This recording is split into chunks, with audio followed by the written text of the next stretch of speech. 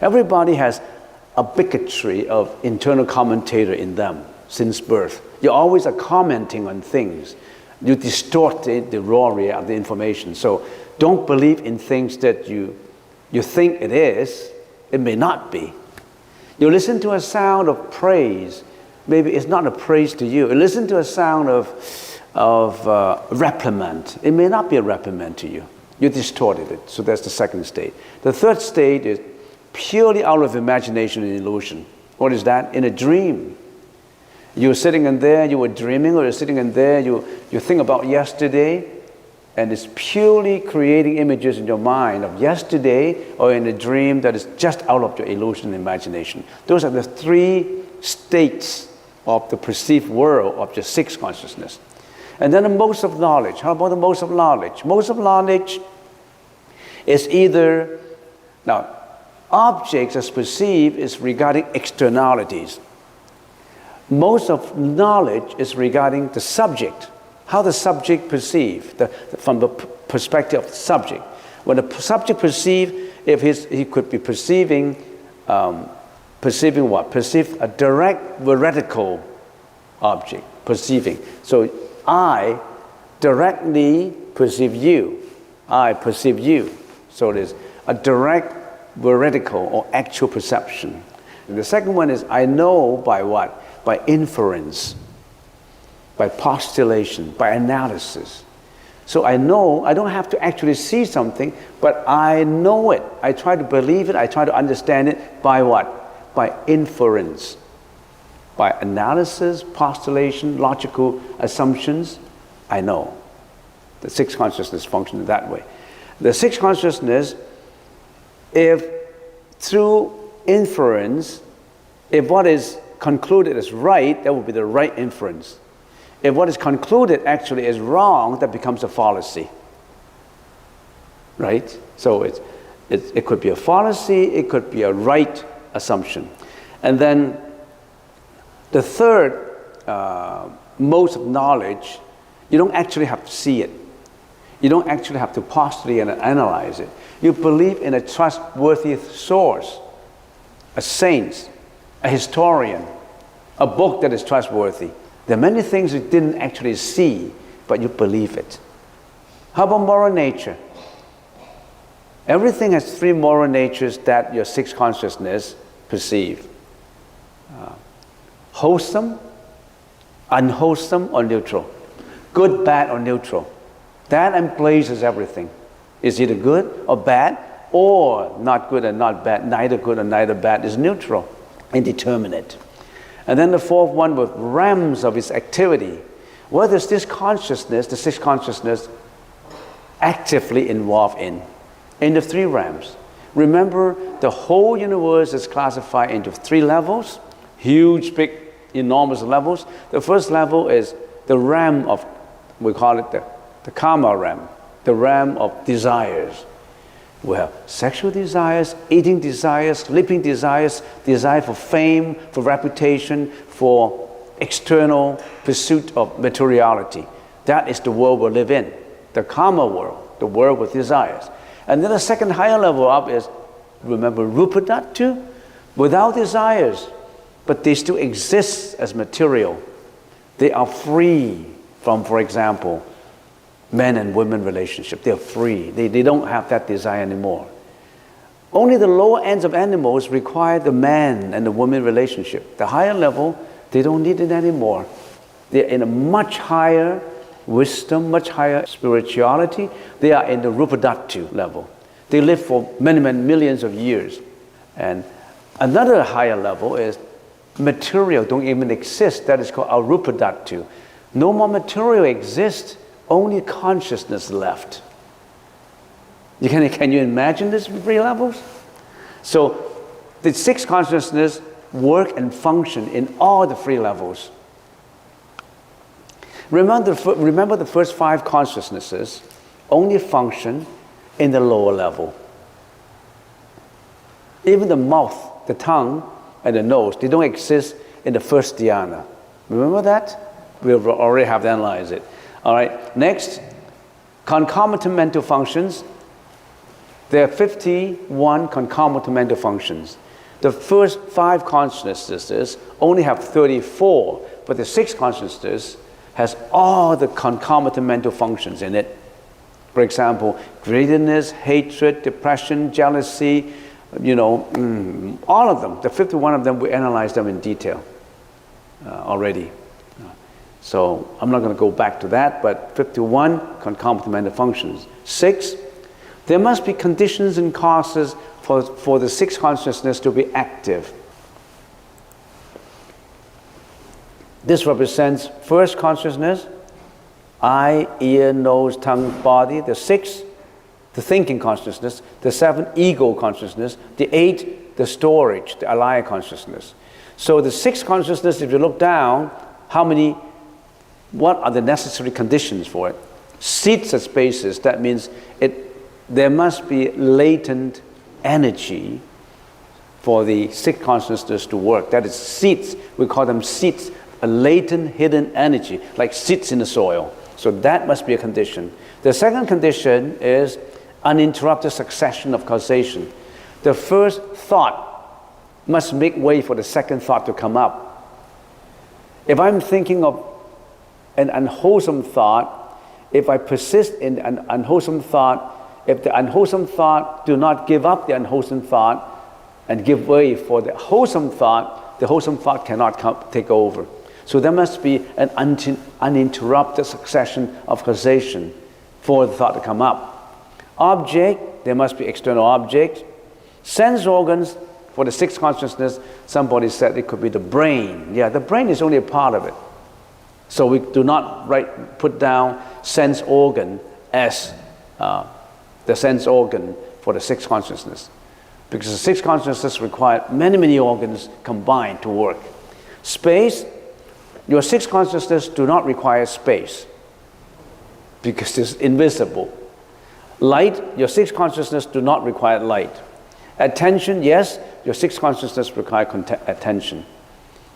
Basis of cognition, we don't put the brain in there as the basis of cognitions because this 6th consciousness requires all the body to work in order to be effective. And brain is only one part of it. But brain, of course, plays the major, the important part. Now, and also this basis of cognition is the 6th consciousness in itself. So it is not a required condition. It itself is the basis of cognition. So you don't write down that as a necessary condition. Basis of defilement and purity, you need that. That is the ego consciousness. The 6th consciousness is directly interacting with the ego consciousness. Your ego and the 6th consciousness work together. It's just like the manager and the directors are always working together. If you call the manager the executive director, the executive director is always working with other directors. They cannot be detached from the board of directors. I'm using the company as an example. The one who is functioning the company, the general director, the manager, or the executive director, always need the board of directors to work. Who's going to pay them? The board of directors, right? So they need the basis of defilement or purity. They need the ego consciousness. And the ego consciousness, which is the board of directors, care only for the profit, only for its own ego.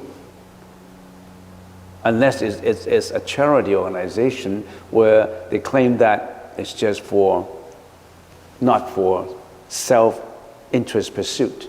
But usually, the board of directors is egoistic.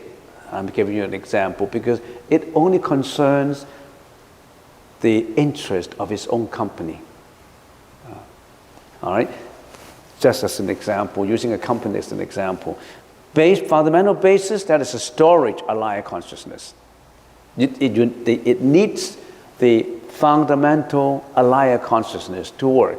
And that alaya consciousness is the consciousness that reincarnates. So after everything is gone, that fundamental basis roll into the next life. That is the alaya consciousness, the 8th consciousness. This basis of defilement and purity is the 7th consciousness, and fundamental basis is the 8th consciousness that we have not yet touched on. We will be talking about it. I'm still concentrating on the 6th consciousness.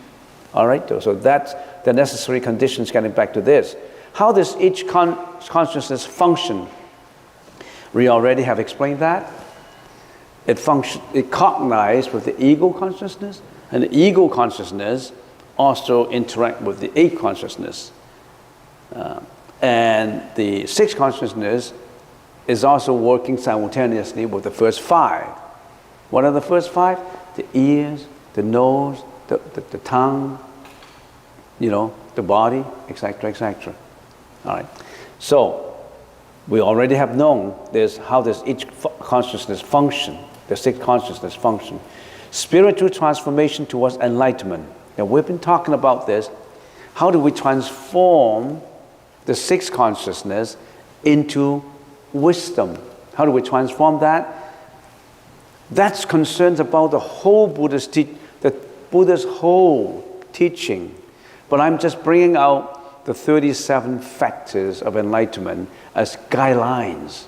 So we've been talking about those guidelines, the 37 factors of enlightenment. We've been talking on the guidelines since about 3-4 sessions ago. Let's take a look at those guidelines again. These are the guidelines for the 6th consciousness to work towards.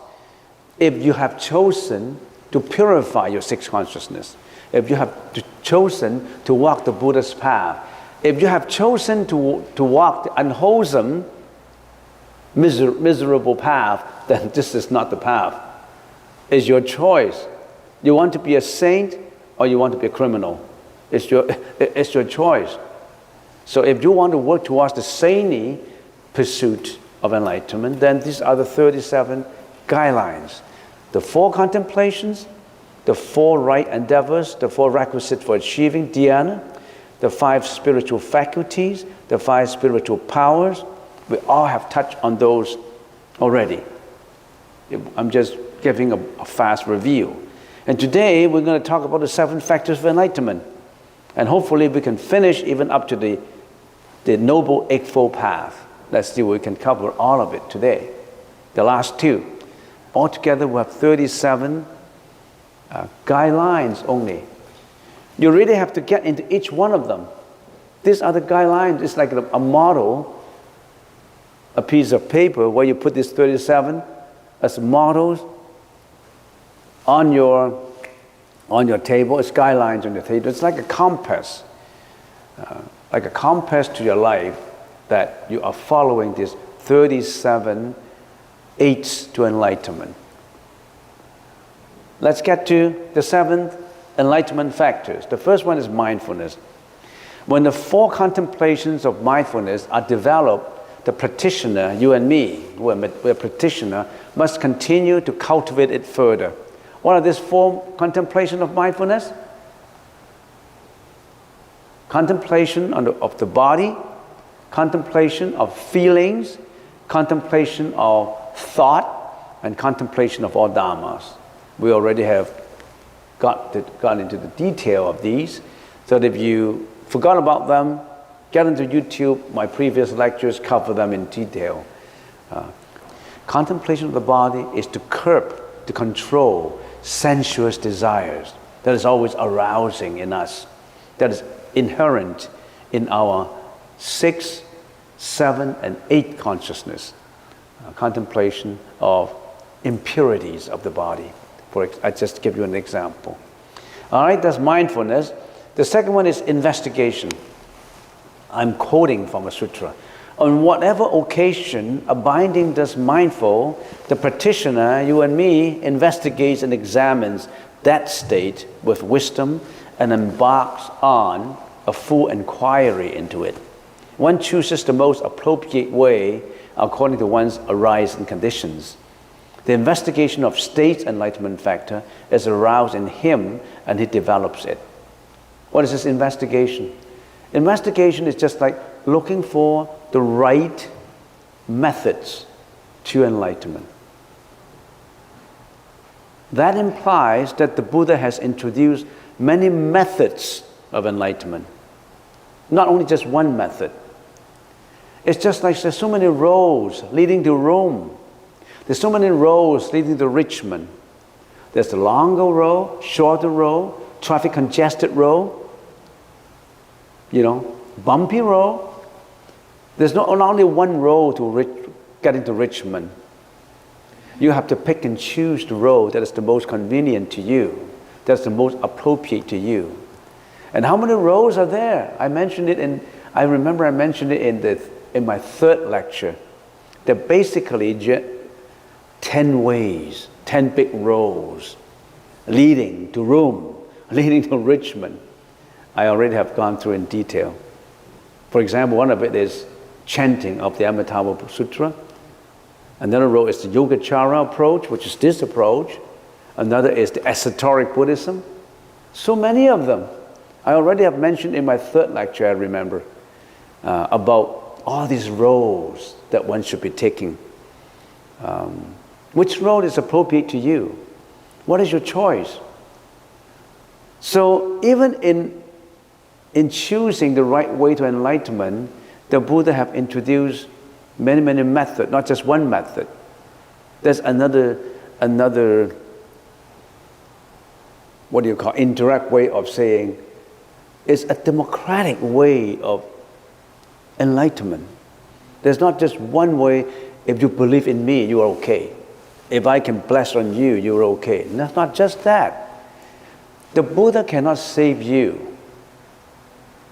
The Buddha can guide you to where you save yourself. Because that Buddha nature is in you, not externally. That God is in you. Don't look for an external God. That God is in you. You determine your own destiny. You choose your own road. If God or Buddha or Bodhisattva can choose the best way for you, he would have told you already. There's only one good, the best road. There's so many roads leading to Rome, not just one. So investigation, try to investigate on it, and once you investigate and try out the best way, stick onto it. I've been always saying that people ask the question of, where should I meditate in my own home? Like, I have a home of 2,000 square feet, for example. I don't know where I should meditate. In my bedroom, in the living room, in the kitchen, out in the backyard. Where would I meditate? Try it out. Try and error. You should meditate in a place where the energy there is the most appropriate for you. I usually try it on my bedroom, choose a certain corner of the bedroom, and then, this doesn't work for me. It's too close to the window. In the wintertime, it's too cold. In the summer, I open the window, it's too breezy. It's too much wind blowing at me. So I don't think it's the best. Plus, the light is over there shining on top of me. I tried it out for a few times. I don't feel comfortable. Probably that's not the best energy for you. You pick another one. You pick and choose until you find the most convenient, appropriate, comfortable place for you. And you tried it out. And you really realize the benefit of the energy there. That's you. That way you should. So you investigate by trial and error. Nobody can do it for you. But we can give you general outlines. Don't meditate in front of a window. Don't meditate where there's so much sounds. Don't meditate where there's so many frequencies, like cell phone, TVs, you name it. There's so many radioactivity in there. Your energy is probably not good for you. You tried it out. Don't meditate near a boiler room, an electric room. You've got to try it out. Investigate. That applies not only in where you meditate, which way you should choose to investigate. Which book you should read, you investigate. Which guru you should go to, you should investigate. So it's being a practitioner, it could be a lifetime of learning. Learning is not just one deal, it's a lifetime ongoing process for you. Unless you have to reach that enlightenment, nirvana, where there's no more learning for you. You always are learning before enlightenment. Investigation. But do not attach to the idea of a professional student. So in other words, some people like to be a professional student. They always like, they are studying nerd. They always can find all kinds of books and read and read and read and never practice. It's just like you're looking at the maps all the time. You never walked to the forest. You're thinking about going onto a Buddhist temple in Richmond, and you've been talking about that. You have got information. You never get to drive to that temple. You only investigate it in words. Your investigation should include two things. One is theory, the other is practice. Not just about books, tapes. You have to actually do it. Don't about just say, I want to do good. I don't be a nice man. But every act you do is not being nice. I want to be sober. I want to be kind, but you're always drinking. You want to be kind, but you're not compassionate. So you're only talking about it. You never walk the board. You never walk the road. You just talk about it. Investigation is both philosophy and practice. To be a nice man, not just talking about good stuff. You have to do it. Abstain from killing, abstain from lying, abstain from intoxication, abstain from flattery, abstain from cursing. You actually have to do it. Investigation. That includes investigation. And then next, energy. In one who investigates with wisdom, tireless energy is aroused and developed. So after investigation, and in the process of investigation, you have to work hard. If you are lazy, you cannot achieve anything. Not just to say the Buddhist practice, the Buddhist teaching. If you are lazy in whatever you're doing, you would never be successful in your job, in your study. And we always pro to laziness. We always want the comfort of not applying too much effort into it. I know. I have encountered a lot of people who are like that. They only talk about it and they never do it. They don't apply the energy to it. That indicates to me in chanting too. Every time I say, don't just whisper, they say, Om Mani Padme Hum, Mani Padme Hum, Mani Padme Hum, Om Mani Padme Hum, Mani Padme Hum. It's sloth, torpor, sluggishness. They never apply themselves in it. You need the energy to go forward. The best employee in a company is the energetic one, not the sluggish one. The best supervisor would know how to direct your energy to the right place. But if you do not have energy at all, the best supervisor said, you will be fired because you don't have any energy. But you apply the wrong energy to the wrong job, to the wrong project, the best supervisor would direct you to the right energy, if he is a good supervisor. Hey Joe, you shouldn't be doing it this way. They should be doing it this way. So he directs you to the right energy. That's the right guru, the right teacher. The right guru, the right teacher should know how to direct your energy to the right place, to the right path. That's what we mean by being a teacher. It's not easy to be a teacher.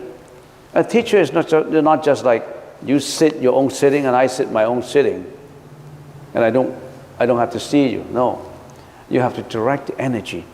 So we have to make sure that the energy of every meditator here is right.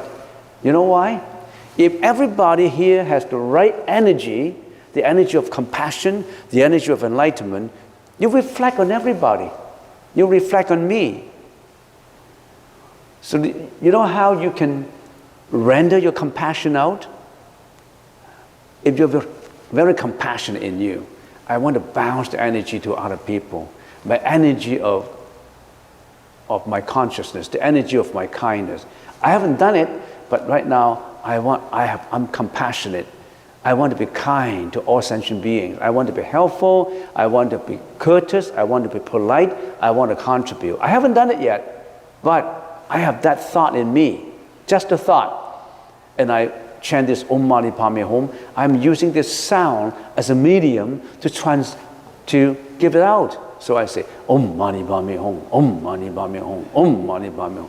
I'm actually transmitting my energy out through Om Mani Padme Hum.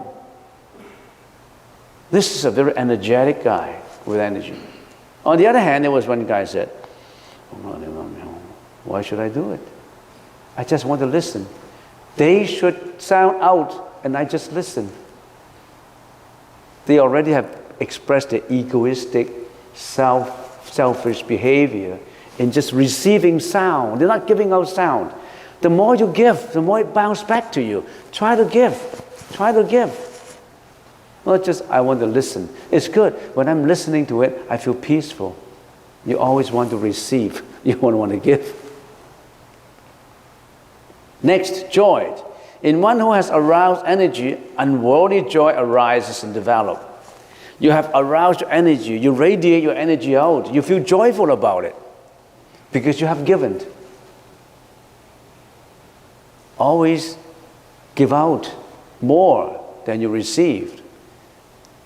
In your family, if you always think about what did my dad give me, what did my mom give me, what did brothers and sisters give me, do they contribute in the family? If they don't contribute, why should I contribute? You're not giving out. You're always calculating. You always give out the joy. Give it out to your family, to your friends, to your company. If you're always thinking about giving out to your company, you must be a good employee. If you're always thinking about, hey, how much the company gave me? $13 an hour? Why should I work hard? I'm worth 23. They only give me 13. So I just give them 13. They deserve it. They should have given me 23. Now they only give me 13. So I just slack off for a little while. Out of the 8 hours, I slack off for 5 because I'm worth more. You think, what happened to you? You'll be fired. Not very, quite soon. If you are worth $13 an hour and you work as if you're 23, you know what will happen to you? You get a promotion. These guys are not stupid. This boss, supervisor is not stupid. They find someone who works as if they are making 23. They'll bump your salary up because they don't want you to leave. Because they know you're valuable in the company. You're worth a lot in the company. Okay, next, tranquility. In one who is joyful, the body and mind becomes tranquil. So that is the 7 enlightenment factors. Concentration, in one whose body is tranquil, who feels pleasure, the mind becomes still and composed. So if you are always in tranquility, you are always in concentration, you have the joy, then you have equanimity, which is the 7th enlightenment factors. He closely looks on with equanimity at the mind, thus still and composed. Thus equanimity is aroused and developed. So these are the 7 enlightenment factors, which are the guidelines for what? For dhyana, for cultivation of dhyana and wisdom. And in certain instances, in morality too, cultivation of morality. All right, so next, let's get on to the 8th full path, which is the last 8 guidelines of there's 37 enlightenment factors. The first one is right view. The view based on the understanding of the Four Noble Truths, causation, impermanence, karma, and non-individuality of existence, and so on. In other words, the right view is because in your meditation, or in your daily life, when the erroneous view comes up, you must know what is right and what is wrong. If you think that being selfish is right view, then you cannot have the right view. So you must have some general understanding of certain universal truth in the universe. For example, causation, cause and effect. You must know if you germinate a good cause, good effect will come out. If you germinate a cause of wholesome behavior, the effect of wholesome deeds or benefits will come out. So you must have a general understanding of what is right and what is wrong. What is right and what is wrong to different societies, to different cultures, maybe a little different, but there are certain guidelines. Whatever is not beneficial to others, you're hurting others, that wouldn't be right. You can think about in a forest, of uncivilized forest, killing each other is right, but you know that is not right. Because humans is in pursuit of safety and security. If you protect your own safety and security at the expense of killing others and injuring others, that would not be a right view. So you should be abstained from killing. So all these, right view, you have to study for it. Next is right thought. Renunciation of craving, hatred, ignorance, renunciation of attachment to the five skandhas, maintaining thoughts of compassion and so on. That is the right thought. When every thought comes up, you know you have to identify, is it the right thought? It is a thought of hatred? It is a thought of ignorance? Is it a thought of compassion? How does the thought come out? How does the thought sustain? Should I subdue the thought? If all of a sudden a thought of greediness or hatred comes up to you, you may not notice it. You let it linger. You let the thought becomes a second thought, third thought. For example, a thought of hatred comes up. If you don't subdue it, it will continue to be a second thought, a lingering thought, a third thought, fourth thought, until what? Until the thought picks up momentum. You know, thought is very subtle. If you linger and continue with it, it picks up momentum. In other words, if a thought of hatred arises in you, if you don't control it, it continues in the second thought, it picks up momentum as it goes on. When the momentum is so strong, you will perform as volitional action. You will hit the guy that you hate, or you may even commit criminal offense because of that thought. So your thought, if it is not properly handled, becomes extremely dangerous. There was a shootout how many days ago? I don't know. Simply because he hated the society. There may be some thought of hatred hidden in his subconscious. And that thought of hatred picks up momentum because he always continues thinking about it until he performs the volitional behavior of shooting. Maybe I can tell you a little bit more about it. Many years ago, I don't know if you still remember, I remember, maybe about 10, 15 years ago, that in North America, there were parcels in which there were bombs. And when you open the parcels, during those days, we were afraid of opening big parcels because it could explode. It becomes a terror to the society. And how did it get developed? There was a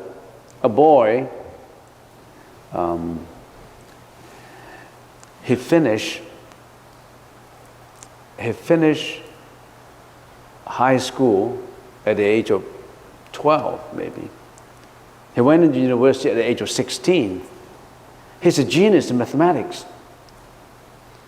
He is an absolutely talented in science, especially mathematics. At the age of 16, he already finished university. At the age of 20, he has already finished his PhD. So at the age of 20, he was a PhD, and his thesis was so well written that professors of mathematics, only around the whole world, only 5 or 6 professors of mathematics completely understood his thesis. They all think that this guy is also talented. At the age of 25, he became a very famous mathematics professor at a very famous Ivy League university.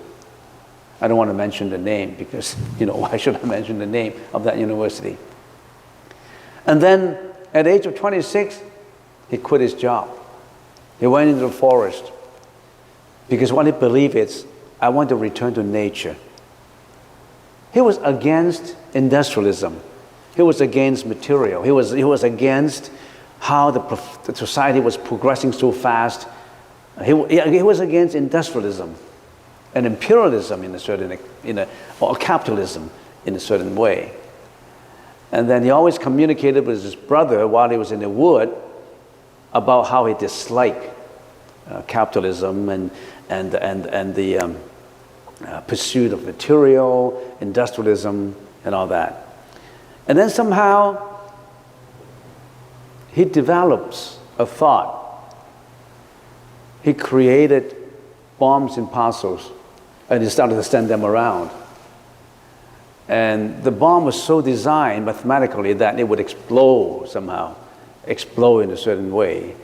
And then many people get injured. About, I think, 5 people get killed. And everybody was so scared of this bomb parcels. And I don't know, you still remember that? And you still remember that? What do you call that? There was a term. Huh? What? Unit bomber. Unit bomber. What do you call it? What do you call it? Unit bomber? Unit bomber. He was known as that. He lived in the central part of North America. Yeah. He dispatched his bombs. He dispatched all these parcels to the post office, and somehow it was designed in such a way that, at a certain time it explodes. And then the police was looking for him. They couldn't find a clue. They haven't got a clue of where this guy is. And finally, somehow his brother, informed the police, and he got caught. And he was sentenced to life imprisonment without parole, because you can't give him parole, because when he paroled out, he could send out bombs again. I think he's still in jail. He wrote a manifesto. What? He wrote a manifesto. Yeah, I remember. He wrote a manifesto. His brother recognized the writing style of his brother. Oh yeah, you knew what happened. Yeah, that person wrote a manifesto, and his brother recognized how the sentences and words were constructed like his brother's words and sentences, and finally they found him. So you see how dangerous a thought becomes when it's allowed to pick up momentum, a thought of hatred. So why do we do meditation? Control your thought. Don't let the second thought comes out to pick up momentum. Only cultivate good thoughts. All right? So, right speech, right? So right view, right thought, right speech, avoidance of lying, cursing, tell-telling, and flattery. 4th, right action, restraint from killing, stealing, and sexual misconduct, and misuse of the senses. Talking about the sexual misconduct, people in this world, this common world, always think that sexual conduct is good, is acceptable. Apart from talking about how it deviates into other behaviors, it itself, according to the Buddhist teaching, is responsible for the samsara, the reincarnation. Even if that is not a misconduct, because sometimes we term sexual conduct as between a husband and wife is acceptable. A misconduct is not acceptable. A misconduct is like a relationship other than husband and wife. You got girlfriends, you got fly-by-night relationships, prostitutions, all that. That's misconduct. And this sexual conduct or misconduct, if you look at it analytically, is nothing more than an internal motivation of hormones. It's the hormones, motivations, and reaction. And that stimulates your senses. And the average sentient being is looking for temporary satisfaction of the senses. That's the reason why you're always looking for that. Now, if that sexual behavior or misbehavior is picking up more momentums, it could deviate into many, what do we call that? Deviant behavior, erotic behavior. If that is not under control, it could develop into many misbehavior too. A modern psychologist would tell you more about this. So, right action, right livelihood. So avoidance of occupations that are harmful to sentient beings, such as slaughterer, hunter, a dealer in weaponry, narcotics, and alcohol. Get away from those, because those were involved in a lot of unwholesome karma. For example, in being a hunter, why do you kill for pleasure, for your own pleasure? You know why they kill? They kill because they feel that when they are hunting, they have that agitations of hormones. They feel great about it. And some may even argue that I'm just putting a balance on equilibrium of natural life by killing a leopard or killing a lion or killing a, they think that they're only doing good to nature. Some people argue that way. So, but if you are always killing, you're involved in a lot of bad karmic energy. That may bounce back to you or to your families. I remember when I was studying at Toronto, I rented this basement apartment for three students rented a basement apartment in a house, not an apartment, a house, basement. I still remember it's $35 per month with a room and a kitchen. And we got three students. I was studying at University of Toronto at that time. And three students share the whole basement. And upstairs was the landlord. And I realized that I was living there for a year and up to 3 or 4 months. And I wonder, why was the lady always a very kind, actually, Italian couple, and the lady was always dressing in black. And how come the lady was always dressed in black? He had this a charm in front of her here, hanging in here, a necklace. And in the necklace, there was a little opening in which there was a photograph in there.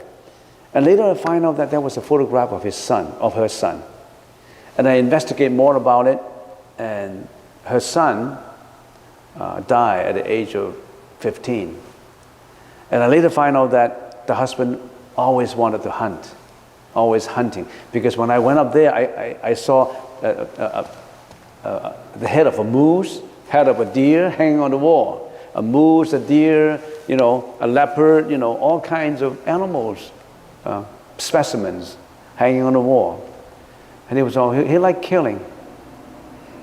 So the immediate karma is, if you take away the sons and daughters of those poor animals, the karmic energy will take out your own son. All right, so that's right livelihood, right effort, application of diligence, perseverance, and consistency to all the other 7 Eightfold Paths. 7th, right mindfulness. Ongoing mindfulness of the body, feeling, mind, and objects of thought. The right meditation. Right concentration develops samadhi and vipassana towards the 4 dhyanas. So all these are these noble Eightfold Paths. These are the the guidelines when you are working towards enlightenment. The first two is regarding wisdom, cultivation of wisdom, and 3 up to 5 is the cultivation of morality, and right efforts, the 6 to the 7 is the cultivation of meditation. So in the Sanskrit language, the first, we call it wisdom, prajna, morality is sila, meditation is dhyana. So these are the 3 curriculums, we call it, of the Buddhist teaching. Under these 3 curriculums, there's so many courses under it. These are the courses under it, under each curriculum. And the number 6 is worth a little bit mentioning. Right efforts, that means in each curriculum, you need to have the right effort. You need to work hard at it. You have to be diligent in it. You cannot be lazy in doing each curriculum, in doing each course. So the right effort is like a catalyst in a chemical reaction. You call it a catalyst, right? So if you're doing a laboratory experiments, if you put in a catalyst, it speeds up the experiments. So if you are putting the right, is it called a catalyst? If you're putting the right efforts in it, then it speeds up the momentum. So if you are really diligent in doing it, then you'll be getting to the right path faster, more effectively. So these are the Eightfold Noble Path. So this is the end of this session. I already have finished all the 37 factors of enlightenment, which covers the perspective of how do we transform the 6th consciousness into wisdom, and from wisdom into enlightenment. And basically, I have covered a major portion of the 6th consciousness. And of course, in the verses, there's a lot more detail into it. But I've been talking about this for 2 years already. It's almost close to the end of the year, and I haven't really finished. And the other few days ago, I received some very good comments, email to me from viewers, YouTube viewers. They think that the study of consciousness that I put on is quite useful to them. You can get onto it, but I think that it's a little bit too long and too detailed. So I want to make sure that I only bring out the general outlines without getting too deep in details into it. And if you're getting too detailed, the average reader would be bored by it because there's so much terminology in it. And all the time I have to practically relate to daily lives.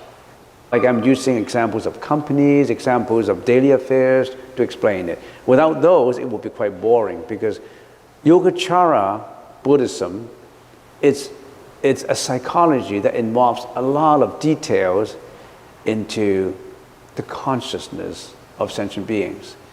But hopefully we can deal with it in a practical way. I still have to cover the 7th consciousness and the 8th. I only have gone through 6 in 2 years, off and on. I think I talk about it for at least 40 hours, 30, 40 hours. And I should slowly streamline it and finish it, hopefully, before the end of the year.